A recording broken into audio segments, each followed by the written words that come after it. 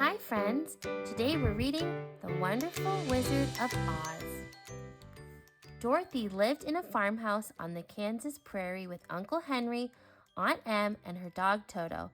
The prairie was dusty, gray, and flat. One day was the same as the next. Dorothy dreamed of going someplace where the colors were bright and surprising things happened. One afternoon, the sky became very dark. There was a sharp whistling in the air. "It's a cyclone!" cried Uncle Henry. "Hurry, Dorothy!" shouted Aunt Em. "Run down to the cellar."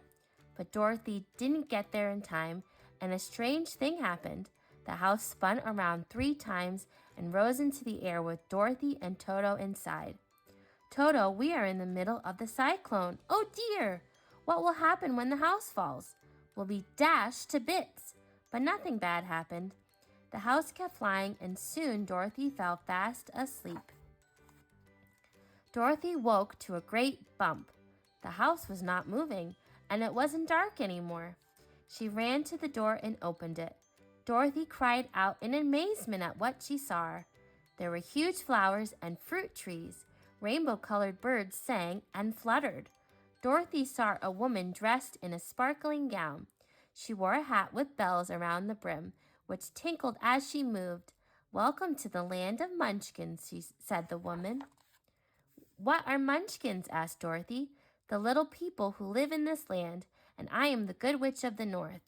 "But I thought witches were mean and ugly," said Dorothy. "Only the bad ones. Thank you for killing the Wicked Witch of the East." "I did not kill anyone," cried Dorothy. "Your house fell on her," said the woman. "That is the same thing. See? Those are her feet sticking out."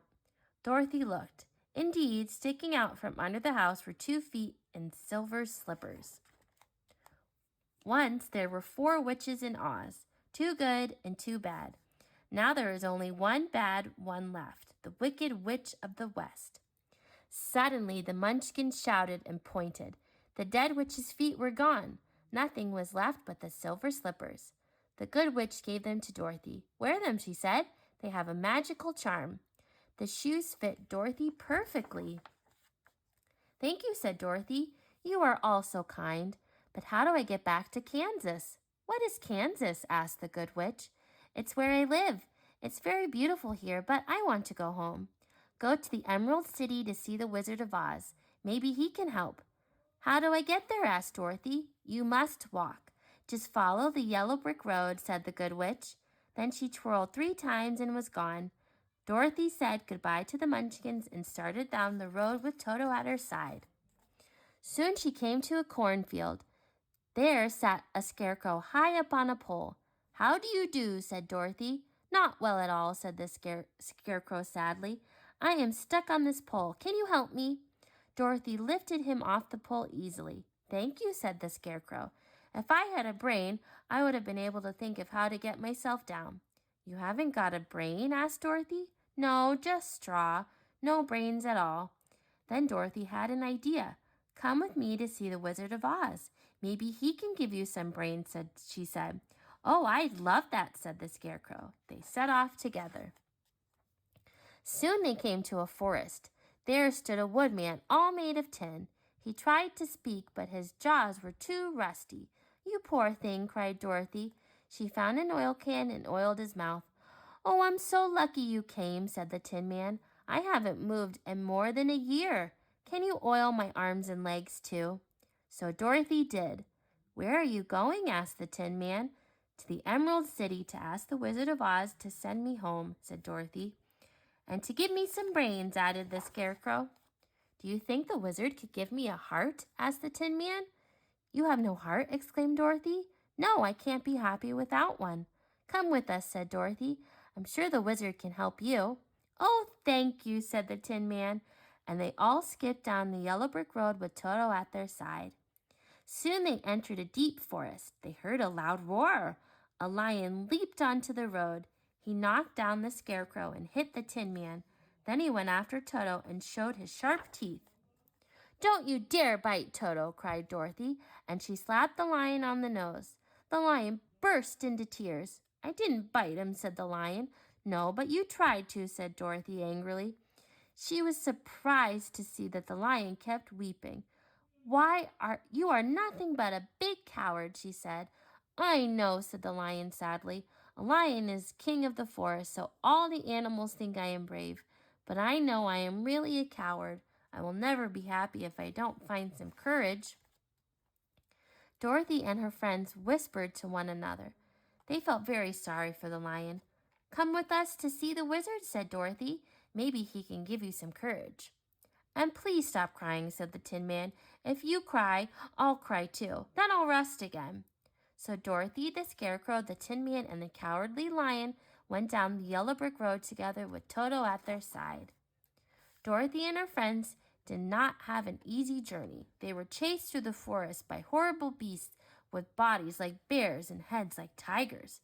They had to ride on the lion's back to cross a deep and dangerous ditch, and they barely escaped from a field of deadly poppies that could have made them sleep forever.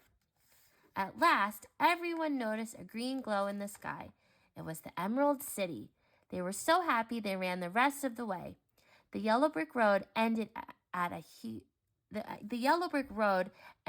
huge gleaming gate studded with emeralds.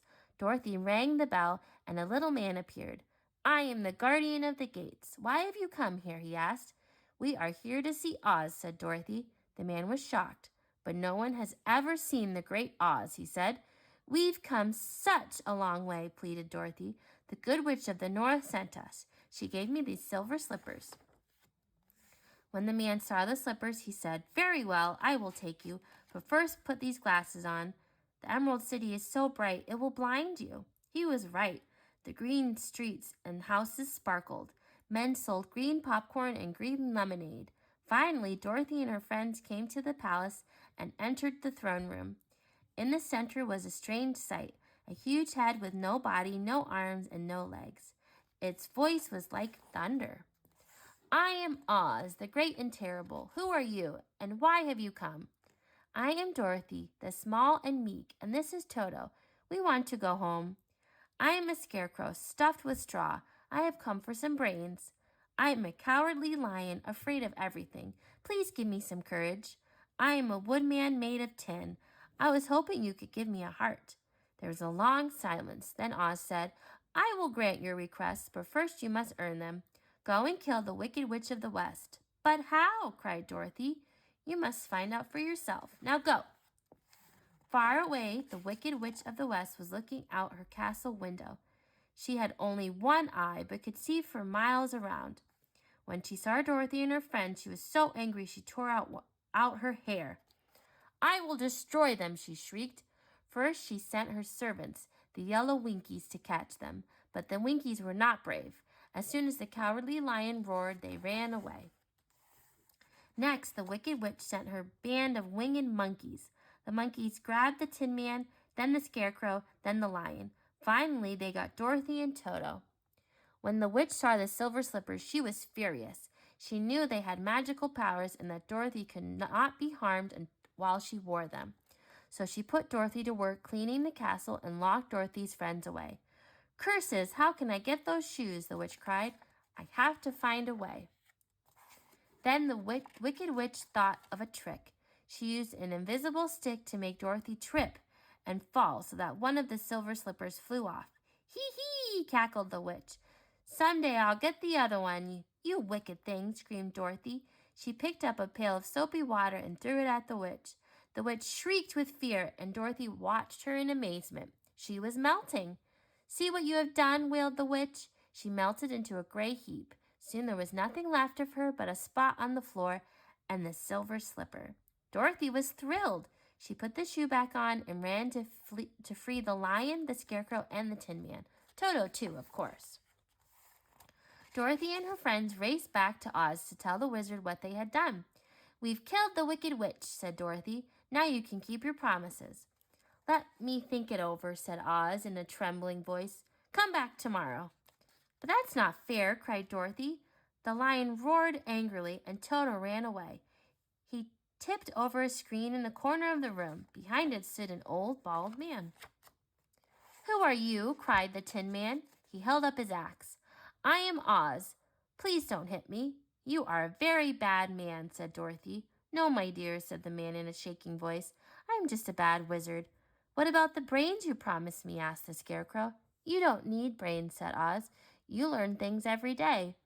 That may be true, but I still want them. So Oz took off Scarecrow's head and filled it with bran mixed with pins and needles. There, now you have brand new brains. What about Lion's courage? Asked Scarecrow. You have lots of courage, Oz told the lion. It's not cowardly to be afraid. True courage is facing danger even when you're scared. Oz gave him something green to drink. When it's inside you, it will be courage. The lion lapped it up. Now I feel full of courage, he roared. What about my heart? Said the Tin Man. Oz smiled sadly and said, Hearts can be broken, you know. That makes people very unhappy. But I still want one, cried the Tin Man. Oz knew that he had a heart already, but he cut a hole in the Tin Man's chest and tucked in a soft, red silk heart. Is it a kind heart? Asked the Tin Man. Oh, very, said Oz.